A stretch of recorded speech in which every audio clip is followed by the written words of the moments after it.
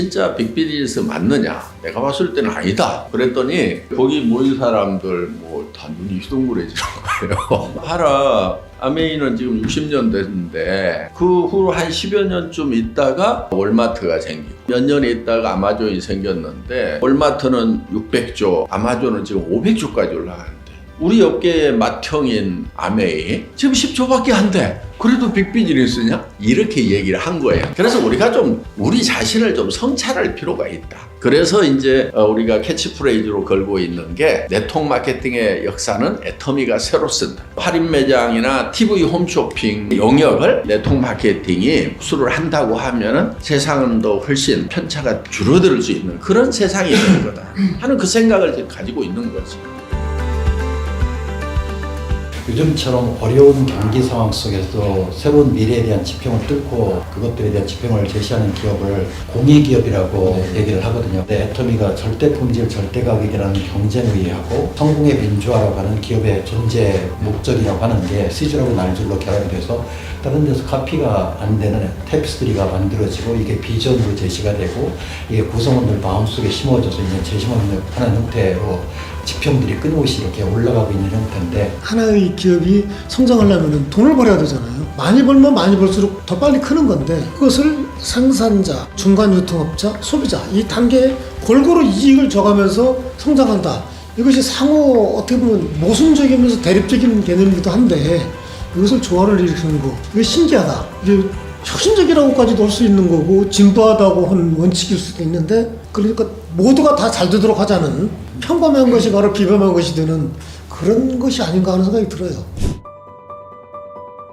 보통 마케팅에서 차별화 전략 그러면은 두 가지를 다 추구하지 않아요. 양자택일을 합니다. 저희는 양자택이라는 말을 만들어 가지고 둘을 다 추구를 해보자 하는 쪽으로 이렇게 간 거고요. 그러니까 이 보통 마케팅 교과서에서 얘기하는 차별화 전략의 개념하고는 조금 다른 개념으로 간 거죠. 물론 대량 생산을 통해 가지고 엄청난 원가 다운을 하고 막 이렇게 했던 부분들도 있지만은 근본적으로는 제가 원가에 대한 개념이 있으니까 설득이 가능한 거죠. 전략에서 얘기할 때 프라이스 리더십이라고 해서 가격을 다운시키는 으로 나갈 것인지 아니면 품질을 차별화시켜가지고 디퍼런시에이션으로 나갈 것인지 이것들에 대한 싸움이거든요. 그런데 회장님 같은 경우는 본인이 엔지니어였었기도 하고 지금 그 네트워크 마케팅 사업을 하기도 하시고 일종의 양손잡이처럼 그게 직조가 돼서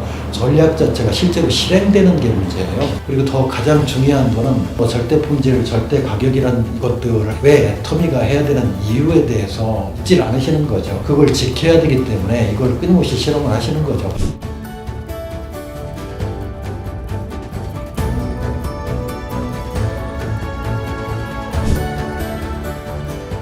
소비자 중심 경영에 선정이 됐다. 그건 공적인 인정이거든요. 다른 네트워크 마케팅, 경쟁사 또는 그보다 좀 적은 회사들 그런 다른 회사들까지도 굉장히 그 수강효과를 노리게 되는 그래서 소비자한테 신뢰를 주는 그런 효과가 있는 거라서 굉장히 큰 의미가 있는 것입니다. 저희도 한국유통법학회에서는 또 2018년도에 유통혁신 대상이라는 것을 수여를 했는데요. 대한민국의 전체 유통 채널에 있는 모든 기업을 대상으로 해서 하나의 기업한테만 주거든요. 해당 채널에서 적어도 4위, 5위 내지 3위 안에 드는 기업, 그 다음에 아무런 그 소비자 불만이나 사회적 무리를 일으키지 않는 기업, 그러면서도 앞으로도 계속 성장할 수 있는 기업, 이런 기업 중에서 뽑거든요. 제 1위로 뽑은 데가 GS 리테일이었어요. 근데 그 다음에 바로 이 애터미가 시상이 되는데요. 2회죠. 대통령 표창도 받아보고 했는데 그동안 10여 년간 맺힌 게 있어가지고 훈장을 받는 것보다 우리 공정거래위원장님 상을 꼭 한번 좀 받아야 되겠다. 그렇게 했는데 이제 공정거래위원장님이 이제 소비자 중심 경영 중에서도 우수 업체라고 상을 준다고 그래서 제가 우리 대표이사가 댁에 가서 받아오고 그랬는데 이번 제가 직접 가서 받겠다고.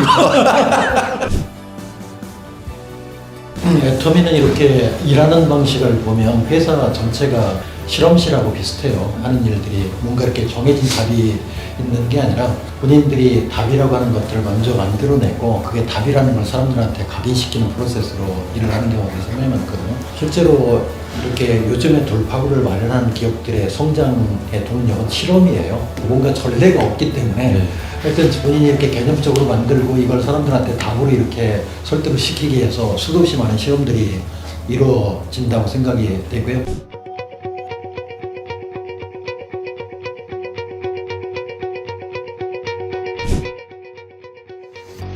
임상옥이라는 사람이 물질의 최상의 상태는 평여수, 물과 같이 평평한 것이 좋다. 이렇게 표현을 했어요. 그러면은 저는 이렇게 보는 거예요. 나라는 사람의 울타리가 있어. 이 울타리를 높이 쌓고 물을 많이 채우면 채울수록 수압을 받죠. 수압을 안 받게 하는 방법은 담 밖에 하고 안에 하고 물 높이를 똑같이 해놓으면은 이게 스트레스를 안 받아요. 저는 그 ESG가 경영계에 화두가 된 거 정말 박수치고 싶거든요. 그래야 지속 가능성이 보장이 되지. 당장의 이익만 보고 막 빼먹듯이 한다고 그러면은 그게 어떻게 지속 가능하냐 이거예요.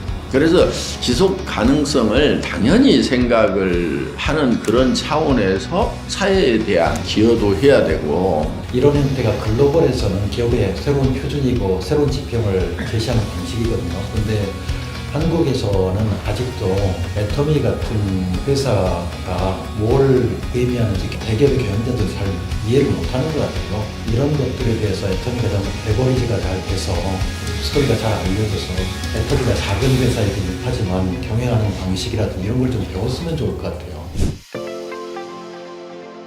내가 주로 해야 될 것은 잘 나눠줄 수 있도록 하는 것. 그래서 생산업체에도 적정한 이윤이 가고, 또 소비자에게도, 중간 영업하는 사업자들에게도, 우리 직원들에게도, 또 전후방에 직접적으로 관여가 안 되는 사회적 약자들, 경제활동을 할 수 없는 사람들, 그 다음에 이 전체를 아우르고 있는 국가와 인류 사회에 균형 있게 잘 나누는 역할이 경영자로서 매우 중요한 역할이다. 이런 생각을 가지고 창업을 했었죠. 지금도 그 생각은 계속 가지고 있습니다.